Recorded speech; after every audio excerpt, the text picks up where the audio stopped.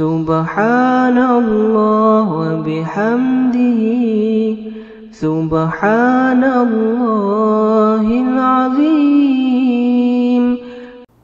ابو العباس سہل بن سعد سعدی رضی اللہ تعالیٰ عنہ بیان کرتے ہیں کہ نبی اکرم صلی اللہ علیہ وسلم کے پاس سے ایک فرد کا گزر ہوا جو کہ مالدار تھا، تو آپ صلی اللہ علیہ وسلم نے دریافت کیا حضرت ابو العباس سے کہ یہ بتائیے کہ اس شخص کے بارے میں آپ کا کیا خیال ہے؟ تو انہوں نے کہا کہ نبی کریم صلی اللہ علیہ وسلم یہ شخص معاشرے کا ایک امیر فرد ہے، اور یہ وہ فرد ہے کہ یہ اگر کسی کو نکاح کا پیغام بھیجے تو وہ پیغام قبول کیا جائے۔ یہ وہ فرد ہے کہ اگر یہ کسی کی سفارش کرے تو اس کی سفارش کو قبول کیا جائے۔ یہ وہ فرد ہے کہ جس کی معاشرے میں بات کو ایک وزن دیا جائے، اس کی بات کو مانا جائے۔ نبی کریم صلی اللہ علیہ وسلم یہ سن کر خاموش ہو گئے، اور پھر کچھ دیر کے بعد ایک فرد کا وہاں سے گزر ہوا، ایک اور فرد کا۔ تو پھر ابو العباس سے دریافت کیا، ہاں ابو العباس اب یہ بتاؤ کہ اب اس شخص کے بارے میں تمہارا کیا خیال ہے؟ کہا جی یہ معاشرے کا ایک کمزور فرد ہے، یہ معاشرے کا ایک غریب فرد ہے، اور اس کی کیفیت یہ ہے کہ اگر یہ کسی کو اپنا نکاح کا پیغام بھیجے تو وہ قبول نہ کیا جائے، اور اگر یہ کسی کی سفارش کرے تو وہ سفارش قبول نہ کی جائے، اور اگر کوئی معاشرے میں بات کرے تو اس بات کو کوئی مقام نہ دیا جائے۔ اس پر نبی کریم صلی اللہ علیہ وسلم نے فرمایا کہ اللہ کے نزدیک یاد رکھو کہ اللہ کے نزدیک یہ محتاج شخص اس مالدار شخص سے کہیں بہتر ہے۔ ظاہر ہے کہ نبی صلی اللہ علیہ وسلم کو اس مالدار فرد کے کردار کے بارے میں اور اس غریب فرد کے کردار کے بارے میں علم ہوگا، تو جو بات مجھے اور آپ کو نبی کریم صلی اللہ علیہ وسلم اس بات سے، اس واقعے سے سمجھانا چاہ رہے تھے،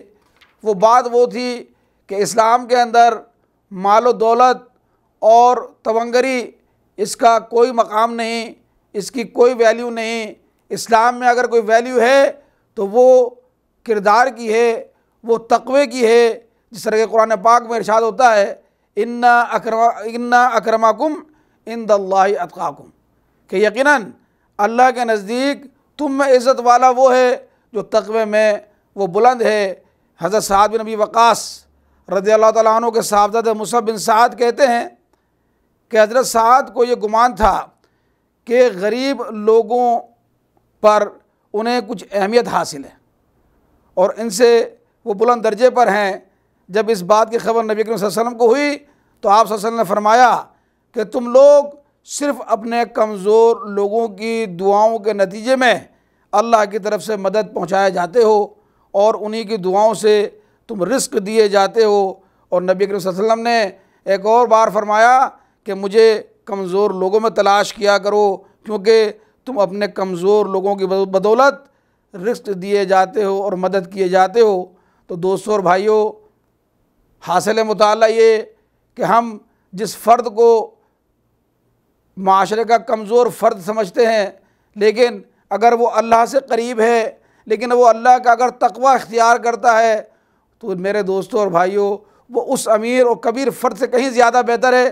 کہ جو اللہ کا تقوی اختیار نہیں کرتا، جو اللہ کی بات سے روگردانی کرتا ہے۔ اور ایسے ہی لوگوں کے بارے میں نبی کریم صلی اللہ علیہ وسلم نے فرمایا کہ ان کمزور لوگوں کی بدولت تمہاری دعاؤں کو قبول کیا جاتا ہے، تمہاری مدد کی جاتی ہے۔ تو اللہ سے دعا ہے کہ اللہ سبحانہ وتعالی ایسے لوگوں کی ہمیں عزت کرنے والا بنائے، اپنے سینے سے لگانے والا بنائے۔ وآخر دعوانا ان الحمدللہ رب العالمین۔ اللہم صلی علی سیدنا محمد وعلی آلہ وصحبہ وسلم۔ اللہم صلی علی سیدنا محمد وعلی آلہ وصحبہ